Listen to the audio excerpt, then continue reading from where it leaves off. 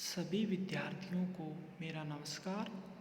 आज के हमारे अध्यापन का बिंदु है मांग का नियम। मांग के नियम को जानने से पहले मांग की अवधारणा को समझना होगा।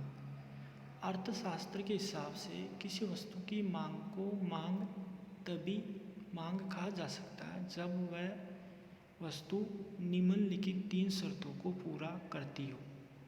पहली शर्त, वस्तु के लिए उपभोक्ता के द्वारा प्रभावशाली इच्छा व्यक्त की जानी चाहिए। दूसरी शर्त, वस्तु को खरीदने के लिए उपभोक्ता के पास पर्याप्त साधन होने चाहिए। तीसरी शर्त, पर्याप्त साधन होने के बाद में उपभोक्ता द्वारा वस्तु को खरीदने के लिए साधनों को व्यय करने की तत्परता भी होनी चाहिए। यदि ये तीनों शर्तें किसी वस्तु की मांग के लिए पूरी की जाती है तो ही उस वस्तु की मांग को मांग कहा जा सकता है। मांग की अवधारणा को स्पष्ट करने के बाद में अब हम मांग फलन पर चलते हैं। मांग फलन किसी वस्तु की मांग मात्रा तथा उसको निर्धारित करने वाले कारकों के मध्य फलनात्मक संबंध को व्यक्त करता है। जैसे dx is the function of px, py, i, t इत्यादि। यहाँ पर dx x वस्तु की मांग मात्रा, px x वस्तु की कीमत, py y वस्तु की कीमत, i उपभोक्ता की आय, t उपभोक्ता की पसंद और f फलन को व्यक्त करता है। यानी x वस्तु की मांग मात्रा, x वस्तु की कीमत, y वस्तु की कीमत, उपभोक्ता की इनकम, उपभोक्ता की पसंद आदि कारकों पर निर्भर करती है। अब हम मांग के नियम की चर्चा करते हैं।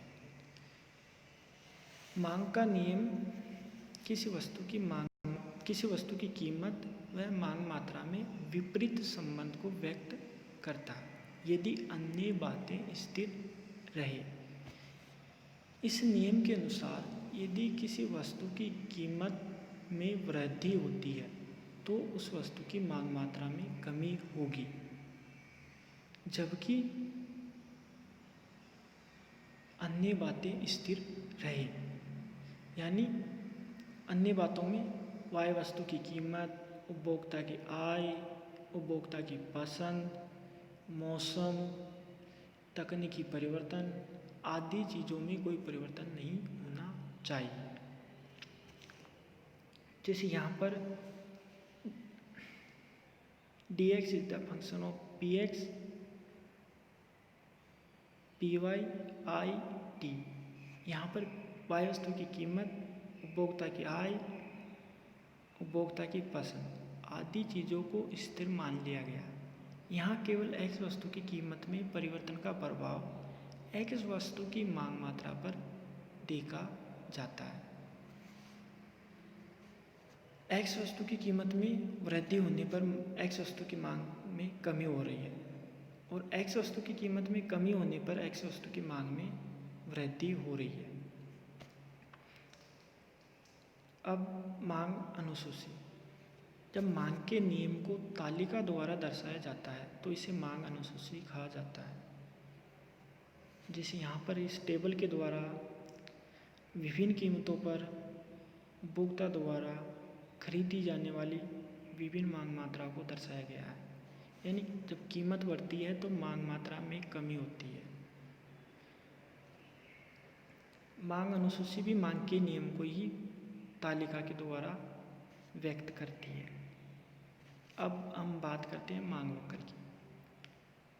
जब मांग अनुसूची को रेखा चित्र पर प्रदर्शित किया जाता है तो उससे बनने वाला जो भी वक्र बनता है उसे मांग वक्र कहा जाता है। मांग वक्र भी विभिन्न कीमतों पर उपभोक्ता द्वारा खरीदी जाने वाली विभिन्न मांग मात्राओं को ही दर्शाता है। मांग वक्र का ढाल ऋणात्मक होता है। यहाँ पर y अक्ष पर कीमत तथा x अक्ष पर मांग मात्रा को दर्शाया गया है।